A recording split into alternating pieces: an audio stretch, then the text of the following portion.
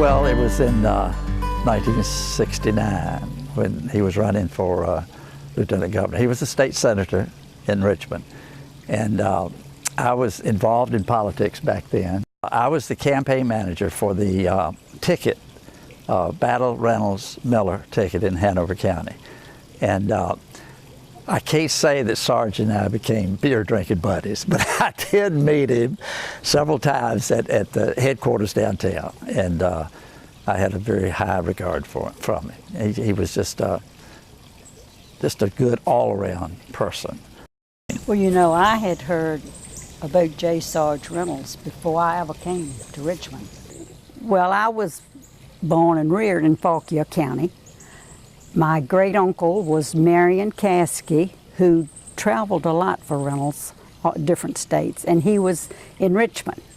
And Reynolds Medals in Richmond. And he had sons that were near the same age as Sarge. And so Sarge Reynolds would come in the summertime and spend time with, and so I had heard about this, you know, not associating with a college because it wasn't heard of back then, but that's how I first heard of Sarge Reynolds. And he was a young And oh, he was just boy. a young boy, and but he loved to come to the country. They lived in the country, and so he came and spent quality time with them. Well, when I was on the school board, I was invited to the groundbreaking ceremony at the Perham Road campus. And little did I realize at that time that I would get more deeply involved. Jerry went on to serve on the Reynolds College Board from 1984 to 1988. Then he and Mary saw a need to make a more personal investment in Reynolds students, donating thousands of dollars in scholarship support, creating an endowment for the middle college program, and making a transformational gift to improve outcomes for all current and future students of Reynolds Community College. But why do they give? Well, I grew up on a dairy farm, and we didn't have a lot of money, to say the least, but we gave. We raised lots of vegetables. We gave to people that needed them. My father we'd pick them and take them to them. We did a lot of canning and that type thing, and we'd take them, you know, made extra. And we were always taught to give. That was part of their life, and they gave an awful lot.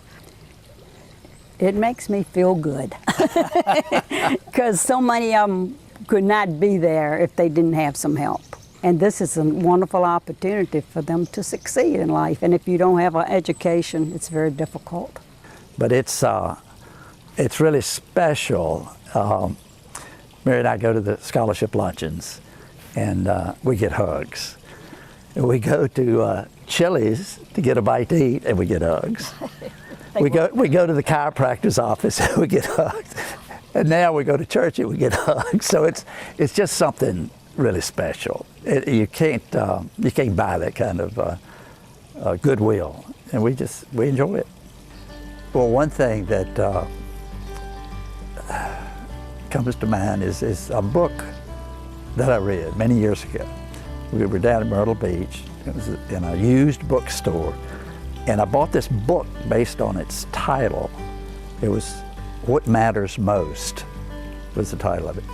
And there was a chapter in there that makes you think about your purpose in life. And it's the age-old question, why am I here? And at that time, I was working 65, 75 hours a week building a business, and happily working those hours. And in thinking about my purpose, I came up with 3 lines, 7 words. Work hard, enjoy life, and share my blessings.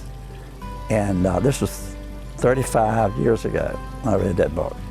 And I just adopted that as a mantra and tried to live by it. But we found that sharing our blessings is just, it reinforces what's good about life. And the more you give, the more you receive. It's amazing. It's amazing.